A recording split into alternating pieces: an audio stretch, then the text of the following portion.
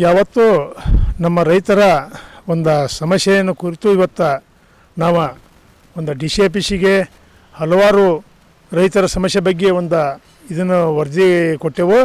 ಅದರ ಜೊತೆಗೇನೆ ಈಗ ರೈತರ ಸಾಲ ಸಂಪೂರ್ಣ ಮನ್ನಾ ಆಗಬೇಕು.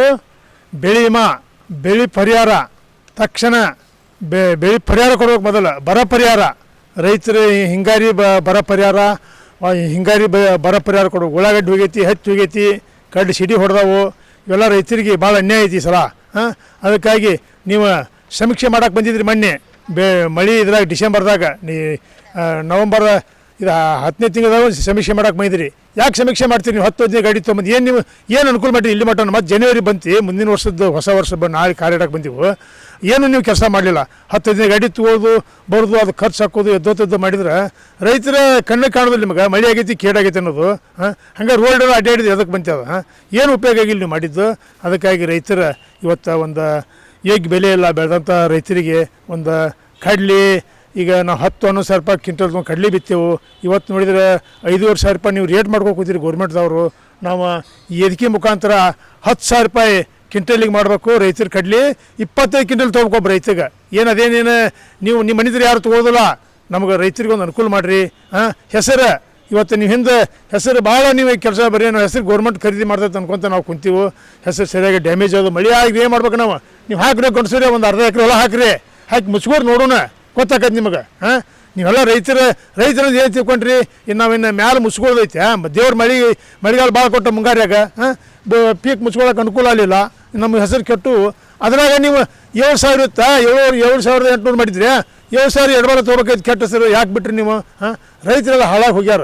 ರೈತರ ಬಗ್ಗೆ ಏನು ಹುಟ್ಟುವುದಿಲ್ಲ. ಹತ್ತಿ ನೀವು ಮೊನ್ನೆ ಅಧಿವೇಶನ ಮಾಡಿದಿರಿ ಬೆಳಗಾವಿದ, ಎಲ್ಲ ಪಾರ್ಟಿಯವ್ರು ಕೂಡಿ ಮಾಡಿದಿರಿ, ಅಧಿವೇಶನ ಮಾಡಿದಿರಿ. ನಾವು ಅದಕ್ಕೆ ಬ್ಯಾಡ ಅಂದಿಲ್ಲ.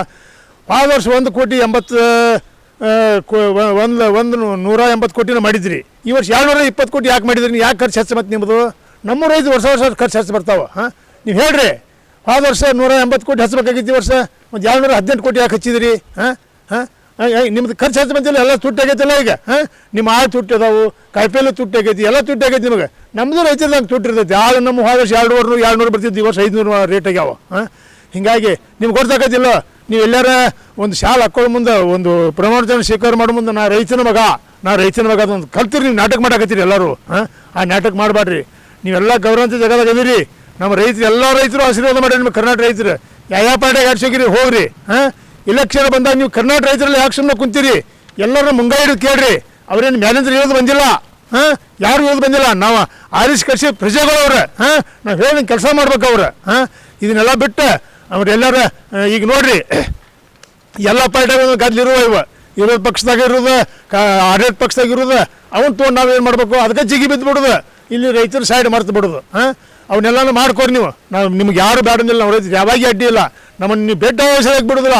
ಮೊನ್ನೆ ಸಿದ್ದರಾಮಯ್ಯನವರ ನಾನು ಸವದತ್ತಿಗೆ ಬಂದಾಗ ಒಂದು ಹೆಸರಿಂದ ರೈತರ ಬೇಡಿಕೆ ಕೇಳೋಕೆ ಹೋದ್ರೆ ನನ್ನೊಂದು 5 ತಾಸು ಒಳಗೆ ಹಾಕಿದ್ರಿ ನೀವು.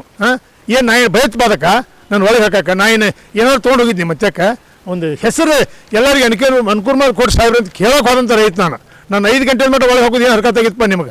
ಯಾಕೆ ನಾನು ಹಿಂದ್ಗಡೆ ಹೊರಗೆ ಬಿಟ್ರಿ? ಪೊಲೀಸ್ ಡಿಪಾರ್ಟ್ಮೆಂಟ್ ವಿಚಾರ ಮಾಡ್ಬೇಕಾಗೈತಿ ಇವತ್ತು ರೈತರ ಬಗ್ಗೆ. ನೀವೆಲ್ಲ ನಾವು ಅಂತೀರಿ, ನೀವು ನಾವು ರೈತರ ಮಗನ ಅಂತೇಳಿ ಅನ್ನೋದು ಕರೆ. ಯಾರು ರೈತರು ಯಾರು ಹೆಂಗೆ ವಿಚಾರ ಮಾಡ್ಬೇಕು. ನಾವೇನು ಎಲ್ಲಾರ ಇದನ್ನು ಪಂಜಾಬಂದ್ರೆ ಬಂದವರು ನಾವು ಭಯೋತ್ಪಾದಕರು. ನಾವು ಯಾರಿಗಾರು ಎಂದಾರು ಪೆಟ್ಟು ಹಚ್ಚೋ ನಾವು ರೈತರೆಲ್ಲ ಕರ್ನಾಟಕ ರೈತರು ಯಾರಿಗೆ ಪೆಟ್ಟು ಹಚ್ಚೋ ಹೇಳ್ರಿ ನೀವು. ಯಾರಿಗೇನೋ ಇವತ್ತು ಸದ್ನಿಂದ್ರಲ್ಲಿ ಮಿನಿಸ್ಟ್ರಿಗೆ MLA ಯಾರಿಗಿಂದಿಲ್ಲ. ನಾವು ಬೇಡಿಕೆ ಕೇಳ್ಕೊತಿದ್ದೇವೆ. ಎಲ್ಲ ಶಾಂತಿಯಿಂದ ರೈತರು ನಾವು. ಎಲ್ಲ ಉತ್ತರ ಕರ್ನಾಟಕ ರೈತರು ಅಂದ್ರೆ ಅಗದಿ ಶಾಂತಿಯಿಂದ ರೈತರು ನಾವು. ಎಲ್ಲಿ ದಾಂಧಲೆ ಮಾಡಿಲ್ಲ ಯಾರು ನಾವು. ಅದಕ್ಕಾಗಿ ದಯವಿಟ್ಟು ಇವತ್ತು 100 ರೂಪಾಯಿಗೆ 1 ಲೀಟ್ರ್ ಡೀಸೆಲ್ ಆಗೈತಿ. ನಮ್ಮ ರೈತರಿಗೆ ಕಷ್ಟ ಭಾಳ ಐತೆ ಹಾಕೋದು. ಅದನ್ನು ಅರ್ಧ ಬೆಲೆ 2,000 ಲೀಟ್ರ್ ಕೇಳೇವು ನಾವು. ಕೊಡ್ರಿ. ಹಿಂದೆ ಬೊಮ್ಮಾಯಿ ಸರ್ಕಾರದಾಗ 1,200 ಕೊಟ್ರಿ. ಏನು ರೀ ಹಿಂಗೆ ಮಾಡಿದ್ರಿ ನೀವು? ಒಂದು ಡೈರೆಕ್ಟ್ ರೈತರಿಗೊಂದು ಇದನ್ನು ಒಂದು ಪ್ಯಾಕೇಜ್ ಘೋಷಣೆ ಮಾಡಿರಿ ಅಂದ್ರೆ ನಾ ಹೋ ಅಂತೇನೆ ನಿಮ್ಗೆ. ಈಗ ನಾಳೆ ಬರೋ ದಿನಮಾನದಾಗ ಈ ಬಜೆಟ್ ಐತಿ. ಈ ಕರ್ನಾಟಕದ್ದು ಮ್ಯಾಲೆ ದಿಲ್ಲಿದು ಐತಿ. ರೈತರ ಸಾಲ ಸಂಪೂರ್ಣ ಮನ್ನಾ ಮಾಡಿರಿ. ಈಗ ಮೊನ್ನೆ ಮನಮೋಹನ್ ಸಿಂಗ್ ಅವ್ರು ಮಾಡಿದ್ರು ಹಿಂದೆ ಪ್ರಧಾನಮಂತ್ರಿ ಆದಾಗ 2 ಸಲ ಅವ್ರು ಮನೆ ತೀರ್ಕೊಂಡ್ರೆ ಅವ್ರಿಗೆ ನಾವೆಲ್ಲ ಒಂದು ಗೌರವತೆ ಹೇಳಿ ನಮ್ಮ ಇಡೀ ಕರ್ನಾಟಕ ರೈತರೆಲ್ಲ ಗೌರವತೆ ಹೇಳ್ಬೇಕಾಗತ್ತೆ ಅವ್ರಿಗೆ. ಯಾಕೆ ರೈತರ ಸಾಲ ಮನ್ನಾ ಮಾಡ್ಯಾರ ಅವ್ರೊಬ್ಬರ? ಹಿಂದೆ 2 ಸಲ ಮಾಡ್ಯಾರ ಅವ್ರು. ಬೇಡಿಕೆ ನೋಡ್ರಿಪ್ಪ, ನಾವು ಈಗ ಫಸ್ಟ್ 10,000 ರೂಪಾಯಿ ಕಡ್ಲಾಬೇಕು. ಅದನ್ನು ಏನು ಹಿಂದಕ್ಕೆ ತೊಗೊಂಡ ಪ್ರಶ್ನೆನೇ ಇಲ್ಲ. ನಾವು ಗಡುವು 15 ತಾರೀಕಿನ ಗಡುವು ಕೊಡ್ತೇವೆ. ಇಲ್ಲಿಗೆ ನಾವು ನಿಂತು ರೈತರು ಎಲ್ಲಿ ಬೇಕಾದ್ರೆ ಹೋರಾಟ ಮಾಡ್ತೇವೆ. ಹತ್ತಿನ 10,000 ರೂಪಾಯಿ ಮಾಡ್ಬೇಕು. ಈಗ 12ನೇ ಹತ್ತಿ ಮಾಡ್ಯಾರ ರೈತರು, ಇನ್ನು 4ನೇ ಓದೈತಿ, ಅದನ್ನು 10,000 ಮಾಡ್ಬೇಕು. ಈಗ ಸೋಯಾಬನ 4,000 ಮಾಡ್ಯಾರ್ರಿ ರೇಟ್, 10,000 ಮಾಡಿರಿ. ಅದು ಅವ್ರದ್ದು ಸೋಯಾಬನ್ ರೈತರದ್ದು ಖರ್ಚು ಐತಿ. ಕಬ್ಬಿಗೆ ಟೆನ್ನಿಗೆ 5,000 ಬೆಲೆ ದೊಡ್ಡದಲ್ಲ. ಈಗ ನೀವು 5,000 ರೂಪಾಯಿ ಬರೀ ಸಬಕಾರ ಹಚ್ಕೊತೀರಿ ದಿನ. 5,000 ರೂಪಾಯಿ ನಾವು ರೈತರು ಕೇಳ್ತೇವೆ ಅಂದ್ರೆ ನಾವು ದೊಡ್ಡ ಬೆಲೆ ಅಲ್ಲ. ಸಬಕಾರ ಹಚ್ಕೊಂಡು ಜಳಕ ಮಾಡ್ತೀರಿ ದಿನ 5,000 ರೂಪಾಯಿದ್ದು. ಹಾಂ, ನಮಗೆ ಅದಕ್ಕೆ ಈಗ ಗೊಂಜಾಳ 5,000 ರೂಪಾಯಿ ಮಾಡಿರಿ, ಎಲ್ಲನೂ 5,000 ರೂಪಾಯಿ ಮಾಡಿ ನಮ್ಮ ರೈತರಿಗೆ ಒಂದು ಬೆಳೆ ವಿಮೆ ಕೊಡಿಸ್ರಿ, ಬರ ಪರಿಹಾರ ಕೊಡಿಸ್ರಿ.